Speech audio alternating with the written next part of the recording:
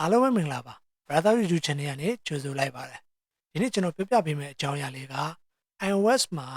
default ပါလာပြီးသားဖြစ်တဲ့ shortcut application ကိုဘယ်လိုအကျိုးရှိရှိအသုံးချမလဲဆိုတာကိုပြောပြပေးသွားမှာဖြစ်ပါတယ်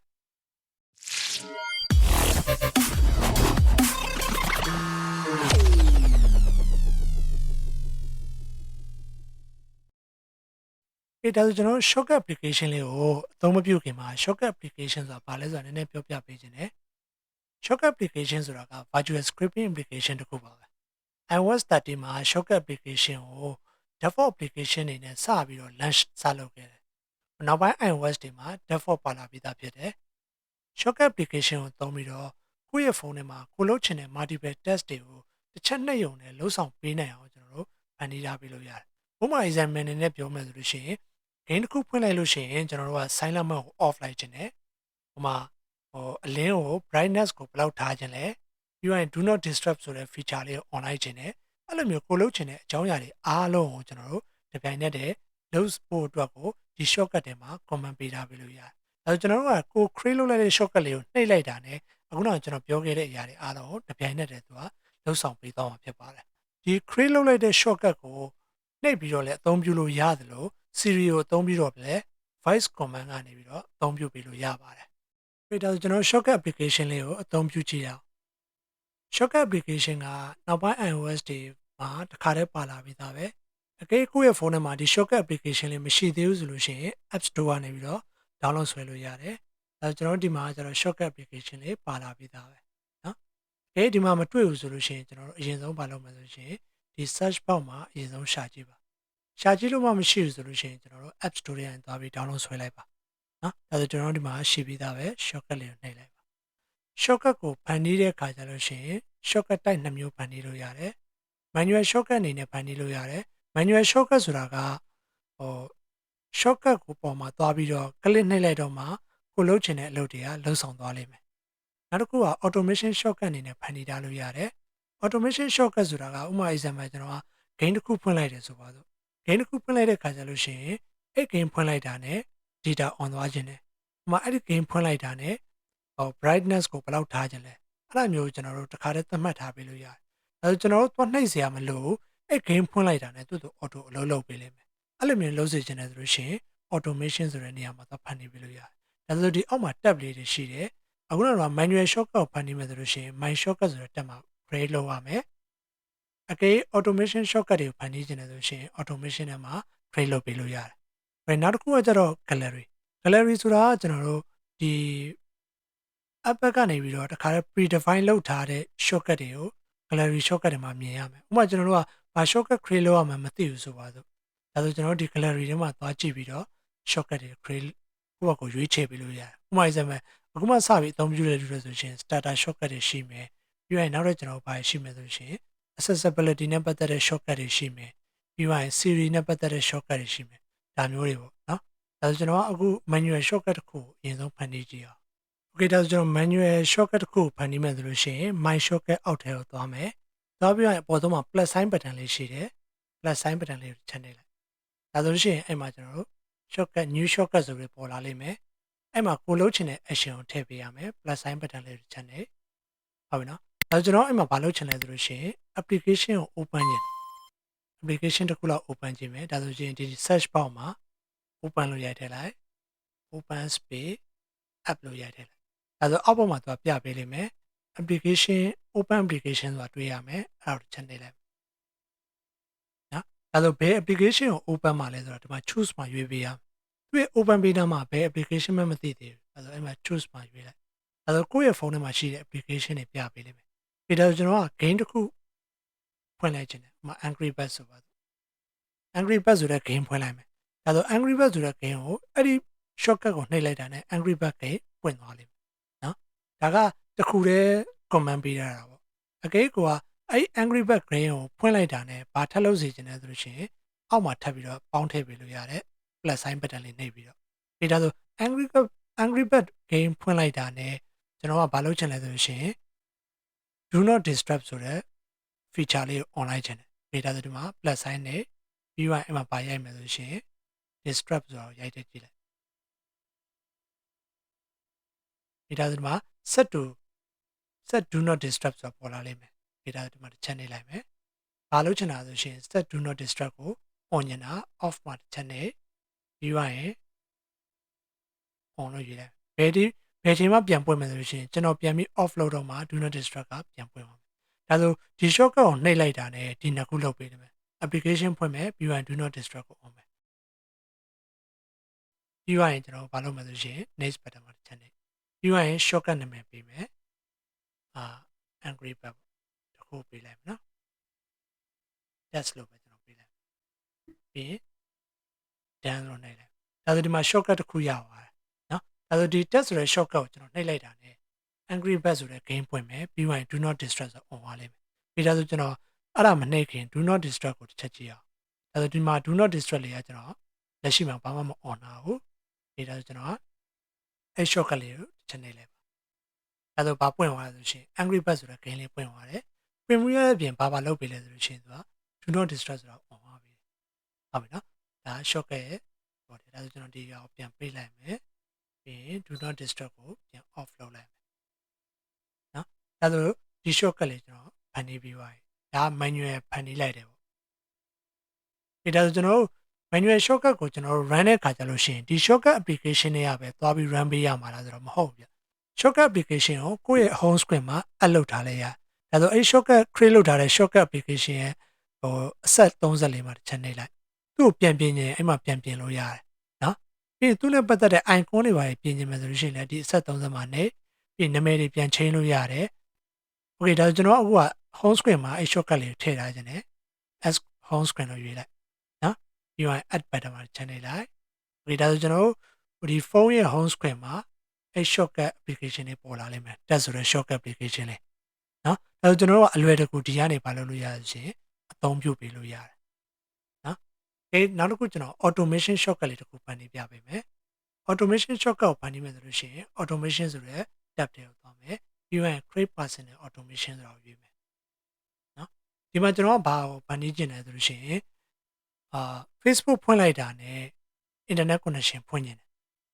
ပြီးရင် Facebook ပြန်ပိတ်လိုက်တာနဲ့ internet connection ကို auto ပေးစေခြင်းတယ်နော်ဥပမာ Wi-Fi ပဲဖြစ်ဖြစ် internet data connection ပဲဖြစ်ဖြစ်နော်ကိုကြိုက်တာထည့်ပေးလို့ရပြီဒါဆိုကျွန်တော်အိမ်မှာ automation ထဲမှာ Facebook ဖွင့်မှာဖြစ်တဲ့အတွက် app ဆိုတာကိုရွေးမယ် application ပေါ့နော်ပြီးရင် is open ဆိုတာကိုရွေးမယ်ပိတ်ချင်တယ်ဆိုရင် is close ကိုရွေးမယ်ဘာ application ဖွင့်နေတာလဲဆိုတော့ဒီမှာရွေးပေးမယ် choose မှာရွေးပေးမယ်ဒီနေရာမှာကျွန်တော်ဗာရွေးမလဲဆိုလို့ရှိရင် Facebook ဆိုတာကိုရွေးမယ်ဒါဆို Facebook မှာအမှန်ကြီးလေးဝင်သွားပြီပြီးရင် done လို့ရွေးမယ်ဟုတ်ပြီနော်ပြီးရင် next button ကိုနှိပ်ပြီးရင်ဒီမှာသူက Facebook တော့ဖွင့်ပြီးသွားပြီဖွင့်ပြီးသွားရင်သူကဘာလုပ်ချင်တာလဲဆိုလို့ရှိရင် data ဖွင့်ချင်တာ add action ရွေးမယ်ပြီးရင် data ဖွင့်ချင်တာဖြစ်တဲ့အတွက်ဒီ search bar မှာဘာရွေးမလဲဆိုလို့ရှိရင် cellular ဆိုတာကိုလိုက်ရှာပေးမယ် okay ဒါဆိုဒီမှာတွေ့ရမယ် set cellular data ဆိုတာတွေ့ရမယ်အဲ့ဒါလေးတစ်ချက်နှိပ်ပေးလိုက် Facebook ဖွင့်တာနဲ့ဘာလုပ်ချင်တာလဲ data connection ကို on ညင်တာအဲ့ဒါကြောင့်မို့ on ဆိုတာကိုရွေးပေးမယ်ပြီးရင် next button ကိုနှိပ်ပြီးရင်ကျွန်တော်တို့ဒီအောက်မှာ X people running ဆိုတာကိုတွေ့လားအဲ့ကောင်လေးက on ထားပေးတယ်သူကမ run ခင်မှာသူကကိုယ်မေးစေချင်တယ်ဆိုလို့ရှိရင် run လားမ run လားမေးစေချင်လားဆိုရင်ဒီမှာ on ထားပေးလို့ရတယ်ဒါကျွန်တော်မမေးစေချင်ဘူး off လုပ်ထားလိုက် .x မမေးနဲ့ Facebook ဖွင့်တာနဲ့ internet connection ကိုတန်းဖွင့်ပေးမယ်ဒီတန်းလို့ရွေးလိုက်ဒါကဖွင့်တဲ့အခါ internet connection ကိုတန်းဖွင့်ပေးမှာနောက်တစ်ခုကကျွန်တော်ကပိတ်တဲ့အခါမှာ internet connection ကိုပိတ်စေချင်တယ်အဲဒါခုနအတိုင်းပဲဘာကိုရွေးမလဲဆိုလို့ရှိရင် app ကိုရွေးမယ်အဲ့နေရာမှာ Facebook ကိုရွေးပေးမယ်ရိုက်ထည့်လိုက်မယ် Facebook ကိုရွေးမယ်ပြီးရင် done ပြီးရင် close လုပ်တဲ့အချိန်မှာဖြစ်နေတာဒါဆိုဒီ open လေးကိုဖြုတ်လိုက်မယ် is close ဆိုတာကိုရွေးပေးမယ်ပြီးရင် next button မှာတစ်ချက်နဲ့ပြီးရင်အဲ့မှာ action ထည့်ပေးရမယ်ဘာလုပ်ချင်တာလဲဆိုလို့ရှိရင် cellular data ကို off ချင်တာဒါဆိုခုနတိုင်းပဲ cellular လို့ရိုက်ရှာလိုက်တာပုံမြန်တယ်ဗျ cellular data ဘာလုပ်ချင်တာဆိုရှင် off ချင်တာ on off လုပ်ပေးလိုက်ပြီးရင် next ပြီးရင်ခုနတိုင်းပဲဒီကောင်လေးကိုဖြုတ်ထားပေးမယ်မမေးတော့ဘူးဒီအခုနကတော့ manual shortcut ကို run တဲ့ခါကျလို့ရှိရင်အဲ့ shortcut မှာသွားနှိပ်ရတယ်နော် automation shortcut ကို run မယ်ဆိုလို့ရှိရင်အဲ့ shortcut မှာသွားနှိပ်စရာမလိုဘူးကျွန်တော်လက်ရှိမှာ Facebook မ on တာကိုဒီ shortcut application တစ်ခုပဲဖွင့်ထားတယ်ပြီးသွားရင် data ကိုလည်းပိတ်ထားတယ်ဟုတ်ပြီနော်ကျွန်တော် Facebook လေး run ကြည့်အောင် Facebook ဖွင့်လိုက်မယ် Facebook ဖွင့်လိုက်တာနဲ့ဘာပွင့်လာလဲဆိုလို့ရှိရင် data ပါပွင့်သွားတယ်တွေ့လား data ပါပွင့်သွားတယ်ဟုတ်ပြီနော်ပြီးသွားရင်ကျွန်တော် Facebook ပြန်ပိတ်လိုက် Facebook ပိတ်လိုက်တာနဲ့ဘာပိတ်သွားမလဲဆိုရင် data ပါပြန်ပိတ်သွားလိမ့်မယ်ဟုတ်နော်ဒါ automation shortcut ရဲ့အလုပ်လုပ်ပေါ့ဒီဒါဆိုကျွန်တော်ကမလိုချင်ဘူးပြန်ဖြတ်ချင်တယ်ဆိုလို့ရှိရင်လည်း select လုပ်ပြီးတော့ပြန်ဖြတ်လိုက်လို့ရတယ် delete အဲဆိုဒီ shortcut လုံးဝပြတ်သွားလိမ့်မယ်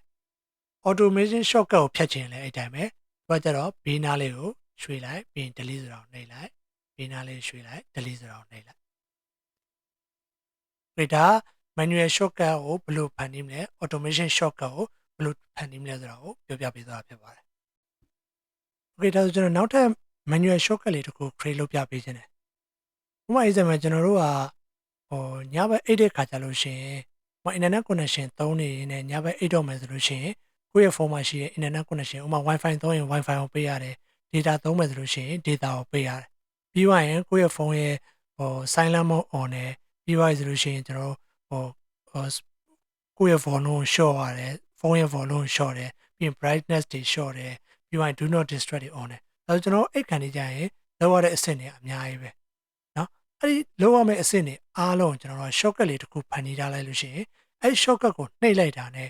ကျွန်တော်လုပ်ချင်တာတွေအားလုံးကိုတစ်ခါလေးလုပ်သွားပေးလိမ့်မယ်နော်အဲ့ပုံစံမျိုးကျွန်တော် shortcut လေးတစ်ခုဖန်တီးမယ်ဒါဆို manual shortcut ဖန်တီးကြည့်မယ်ပြီးသွားရင် plus sign လေးမှာနှိပ်မယ်ပြီး action ထည့်မယ်ဒါဆိုကျွန်တော်ပထမဆုံးအနေနဲ့မလုပ်မယ်ဆိုရှင်wifi ပိတ်မယ်ပေါ့နော်ဒါဆို wifi ပိတ်မယ်ဆိုရှင် set wifi ဆိုတာကိုရေးလိုက်နော် set wifi ဆိုတာရှာလိုက်ရှာပြီးသွားရင်ဒီချက်နဲ့ပြီးသွားရင် wifi ကိုဘာလုပ်မလဲဆိုလို့ရှိရင် off လုပ်ပြီးသွားရင်နောက်ထပ် action တစ်ခုထပ်ထည့်မယ်ဘာလုပ်မလဲဆိုလို့ရှိရင်ဖုန်းရဲ့ volume ကိုတိုးလိုက်ဒါဆိုကျွန်တော်ဒီမှာဖုန်းရဲ့ volume ကိုကျွန်တော်အပေါ်တင်ထားလိုက်မယ်နော်ဒါဆိုဖုန်းရဲ့ volume ကိုကျွန်တော်တိုးလိုက်မယ်ပြီးသွားရင်ဒါဆိုရှင် volume ဆိုတာကိုဒီမှာရွေးပေးမယ် set volume နော်ဖုန်းရဲ့ volume ကိုဘယ်လောက်ထားမလဲဆိုလို့ရှိရင်10% လောက်ပဲထားမယ်နော် okay ဒါနှစ်ခု action နှစ်ခုကိုလုပ်မယ်ပြီးနောက်တစ်ခုထပ်ထည့်မယ် do not disturb ကို on မယ်ခုနလိုပဲ do not disturb ကို on ပေးလိုက်နော်ပြီးရင်နောက်တစ်ခုဘာလုပ်မလဲဆိုလို့ရှိရင်အလန်းဒီနောက်မနက်ကျွန်တော်တို့ထားဖို့အတွက်အလန်းမှာတစ်ခါလေးချိန်လိုက်မယ်နော်အဲဆိုအလန်းဆိုတာကိုရိုက်ရှာလိုက် create အလန်းဆိုလို့ရှိရင်ဒါကျွန်တော်တို့ကကိုယ့်ဘာကိုထပ်ထည့်မယ်ဆိုရှင် create အလန်းနဲ့သွားလို့ရတယ်နော် okay ဒါဆိုကျွန်တော်က create အလန်းဆိုတာကိုရွေးလိုက်နော်ပြီးတော့အဲ့မှာ create land for တိုင်းအချိန်ကိုရွေးပေးရမယ်ဘယ်အချိန်မှာကျွန်တော်ကထားချင်တာလဲဟိုကမနက်9:00နာရီဆိုလို့ရှိရင်9:00နာရီ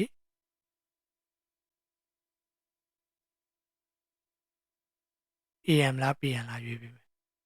နော် AM ဒီမှာပေါ်လာတဲ့ AM ရွေးမယ် okay ဒါဆိုကျွန်တော်တို့ဒါလည်း create လုပ်ပြီးပါပြီဒါဆိုကျွန်တော်တို့ဒီ shortcut လေးကိုနှိပ်လိုက်တာနဲ့ wifi off မယ်ပြီးသွားရင် volume ကို10% ထားမယ်ပြီးသွားရင် do not disturb ကို on မယ်ပြီးသွားရင်အလန်းကိုဘယ်လောက် create လုပ်လိုက်မယ်9:00နာရီ create လုပ်လိုက်ပြီးသွားရင် next ပြီးသွားရင်ကျွန်တော်ဘာလုပ်မလဲဆိုရှင်နာမည်ပေးလိုက်မယ်9:00နာရီနော်9:00နာရီဒါဆို shortcut တစ်ခုရအောင်အဲ့ shortcut ကိုကျွန်တော်တို့ home screen မှာထည့်ထားလိုက်ရတယ်နော်ဒါဆိုကျွန်တော်အဲ့ shortcut လေးမ run ချိန်မှာကျွန်တော်အလန်းကိုကြည့်လိုက်လက်ရှိကျွန်တော်အလန်းကို9:00နာရီလမ်းမပေးတာဘူးဘာမှလည်းမ on တာဘူးဟုတ်ပြီနော် okay ဒါကျွန်တော်အဲ့ shortcut လေးကို run လိုက်မယ်ဒီမှာ volume ကလည်းပြည့် on ထားတယ် wifi ကိုလည်း on ထားတယ်ပြီးရင် do not disturb လည်း off ထားတယ် okay ဒါကျွန်တော်ဒီ shortcut လေးကို run လိုက်ဒါဆိုရှင်အလန်းကိုလည်း create လုပ်ပါပြီအားလုံးကိုသူလုပ်ပါပြီဆိုတဲ့အကြောင်းပြောတယ်ပြီးရင်တန်းစရာကိုနှိပ်လိုက်ပြီးဒါဆိုကျွန်တော်ပြန်စစ်ကြည့်လိုက်အောင်ဒါဆိုရင် wifi လည်း off သွားတယ် do not disturb on လိုက်တယ် volume ကို10% ထားတယ်ပြီးသွားရင်အလန်းလည်းထည့်သွားလာကြည့်လိုက် clock မှာသက်ကြည့်မယ်အလန်းကိုလည်း9:00နာရီ on ပါပြီ okay ဒါဆိုဒီ shortcut လေးကကျွန်တော်တင်တယ်အသုံးဝင်မယ်တင်တယ်နော်ညဘက်